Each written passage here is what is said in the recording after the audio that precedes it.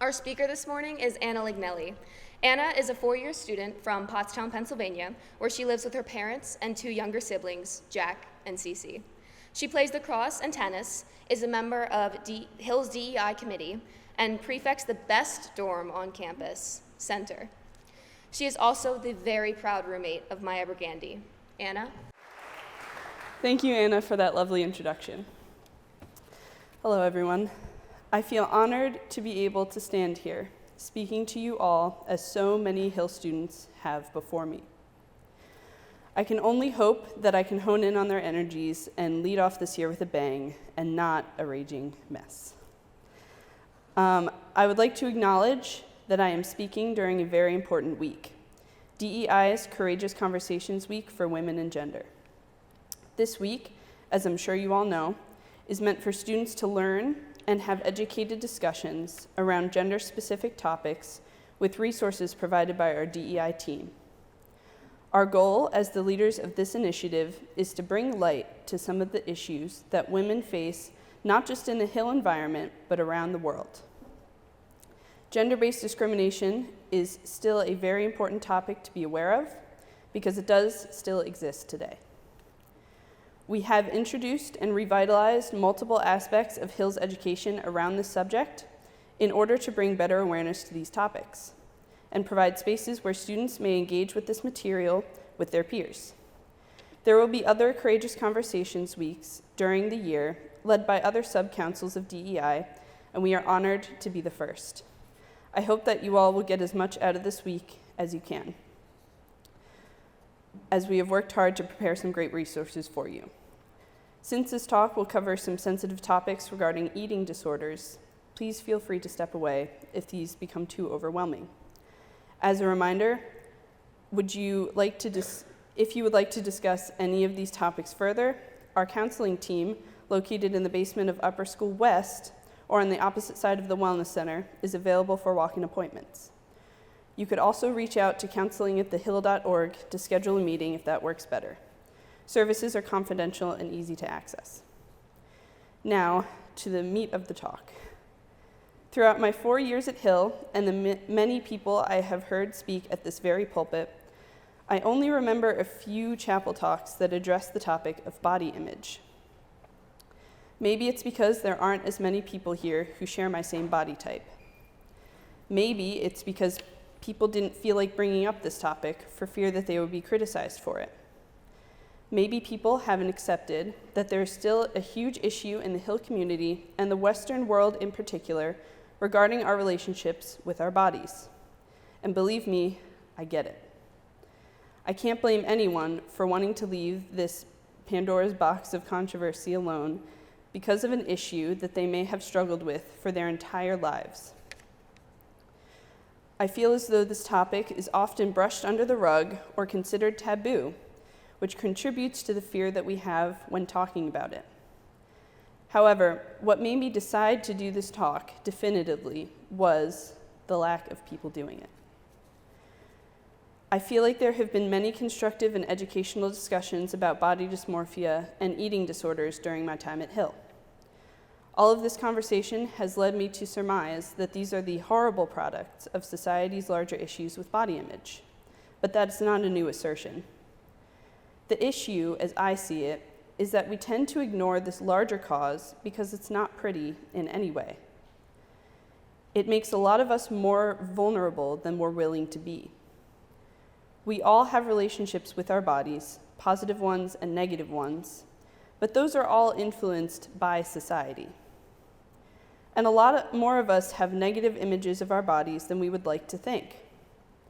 This may leave us with undiagnosed body dysmorphia, and honestly, I may have had it.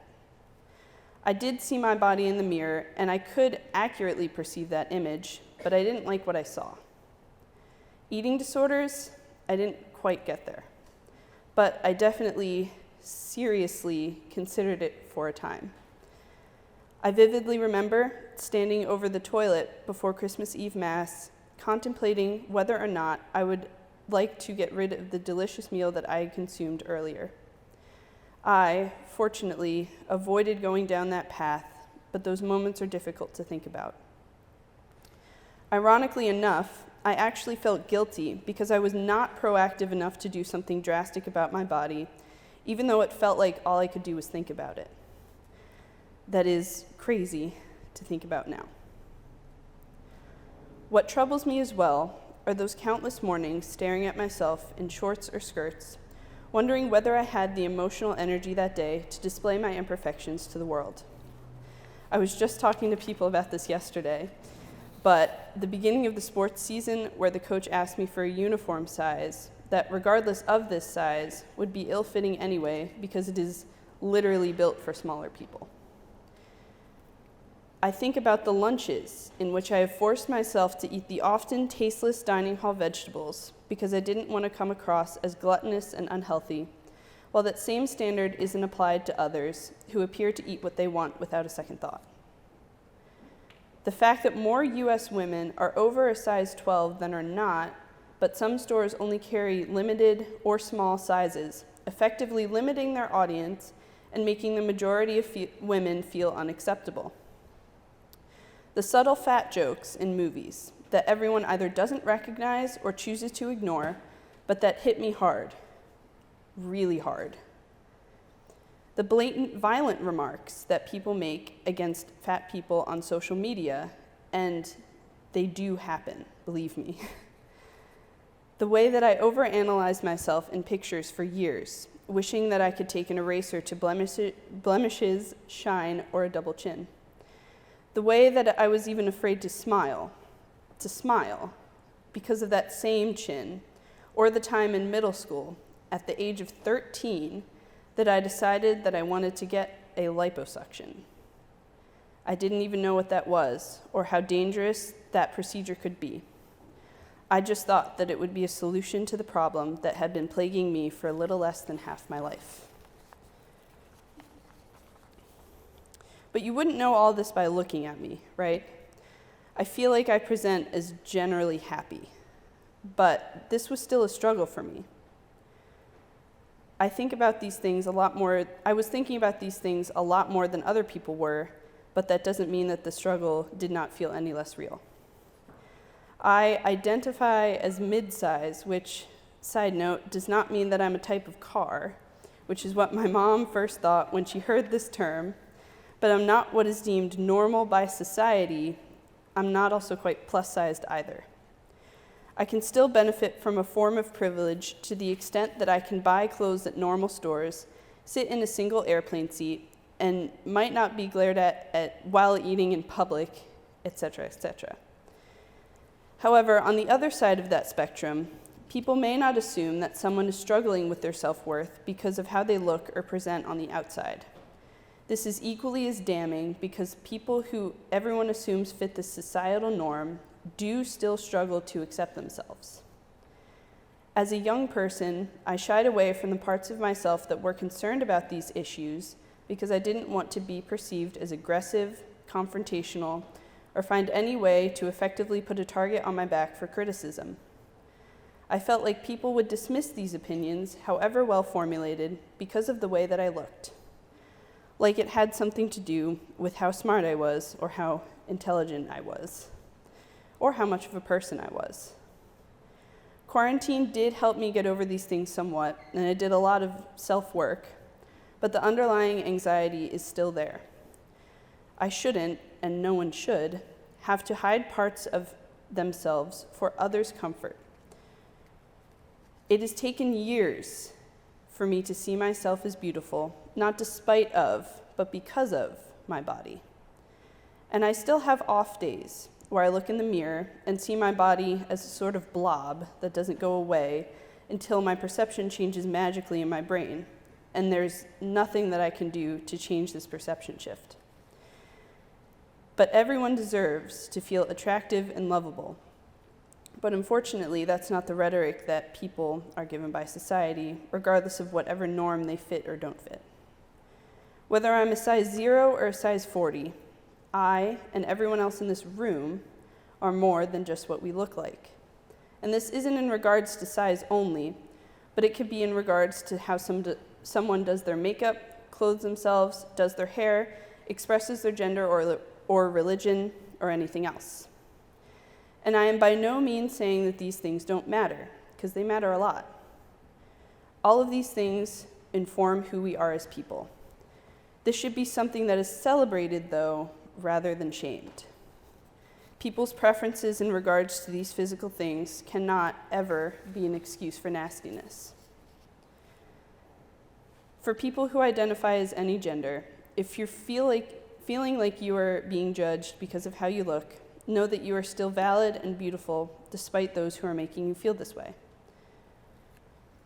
I was in about the 2nd grade when I started becoming insecure about my body. I have spent more of my life hating the way that I look than loving myself because of it. I don't want my siblings and the people that I care about to have to go through the same disgusting feeling that I went through on the journey to accept myself. I want them to live in a world where they feel loved, even on their bad days. I never want them to ever consider what I did on that Christmas Eve night. But I know that these wishes come too late. Unfortunately for them and anyone else who struggles with this, I cannot change the world's perception of me or people who look like me, even if I tried my absolute hardest. And oh boy, have I tried. The journey to accept oneself never ends, and we who struggle with body image will never stop going through this awful cycle of highs and lows. The feedback from others will always be something to reckon with. While I was reflecting on this topic, I had time to acknowledge my growth, and the moment that I knew that I had grown is when I started wishing that my younger self could see me now. If only she knew that this was what was coming down the line. I hope that she would be proud. The bottom line is that all of you and the rest of the world must acknowledge our negative relationships with our bodies as a major player in the fabric of our society and individuality, and must take part in becoming more aware of and finding solutions to these relationships. If you don't do it for yourself, please do it for those that you love. Thank you and have a great rest of your week.